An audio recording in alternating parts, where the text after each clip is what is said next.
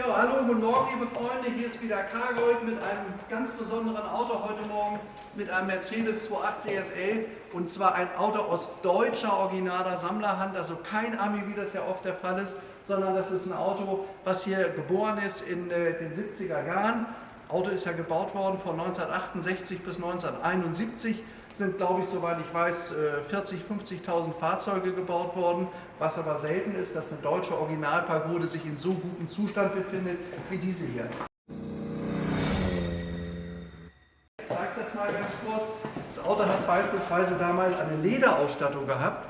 Und das Auto, also und zwar Cognac heißt diese Lederausstattung, die noch original ist, hat dieses wunderschöne weiße Lenkrad, hat eine Viergangschaltung, das ist relativ selten. Auch das ganze Armaturenbrett, wie man da sehen kann, ist noch vollkommen original, hat das schöne originale Becker Mexiko-Radio und weitere Details, die ich euch jetzt zeige.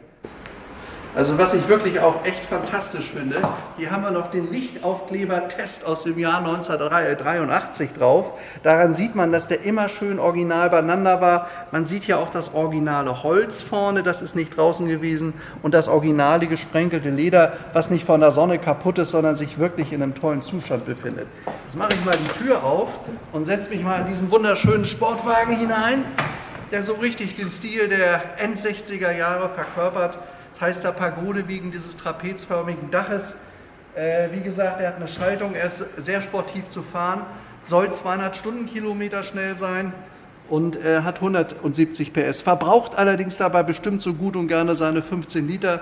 Ich habe sowas mal selber gefahren in jungen Jahren, habe also da ein bisschen Erfahrung. Ist wirklich ein toller Sportwagen. So, hier ist das schneidige Heck von der Pagode vom 280 SL. Hätte eine Automatik, hat es ja damals noch das Schildchen Automatik hier gegeben. Das fehlt, hat er nicht. Was er hat, ist das originale Tankschloss, ist auch relativ selten, hat nicht jeder.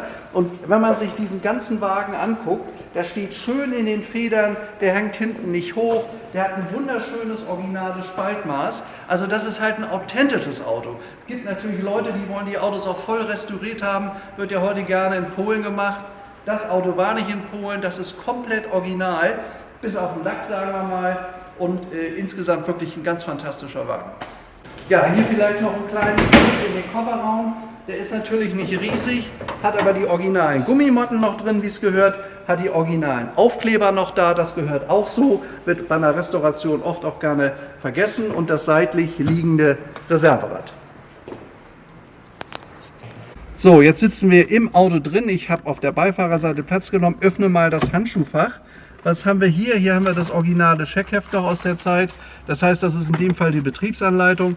Interessant bei dem Fahrzeug ist eigentlich, dass der Wagen Jahrzehnte in der Sammlung stand, die sehr, sehr groß ist, die jetzt langsam aufgelöst wird.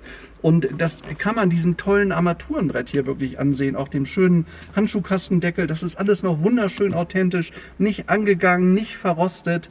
Man sieht es an den tollen originalen Armaturen. Man sieht es hier an der Heizung, an den Heizungshebelchen. Das funktioniert auch noch, wenn auch ein bisschen schwergängig, aber es ist in Ordnung, es ist nicht abgebrochen. Hier ist das originale Grand Prix Becker Radio. Es ist alles noch wunderschön authentisch erhalten. So, jetzt mache ich mal für euch den Motorraum auf. Jetzt wollen wir doch mal schauen, was sich da schönes Originales drunter verbirgt. Wichtig bei diesen Autos finde ich immer, dass es die originale Matte noch hier, das ist nicht irgendwie was Neues nachgeschnitten, was fast in den meisten Fällen so ist. Der Wagen ist innen nicht aufpoliert, nicht aufgearbeitet. So hat halt ein Auto ausgesehen, wenn es original bewegt wurde.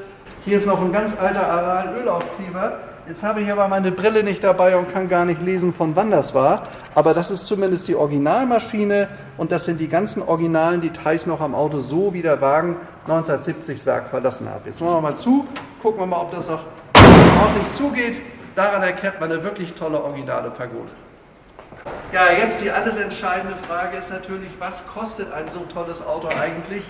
Also Originalautos werden üblicherweise gehandelt zwischen 80.000 und 150.000 Euro. Wenn man eine perfekt alles neu aufgebaute Pagode hat, kostet das auch mal 180.000, habe ich jedenfalls gehört davon. Die sind aber, glaube ich, ein bisschen gefallen.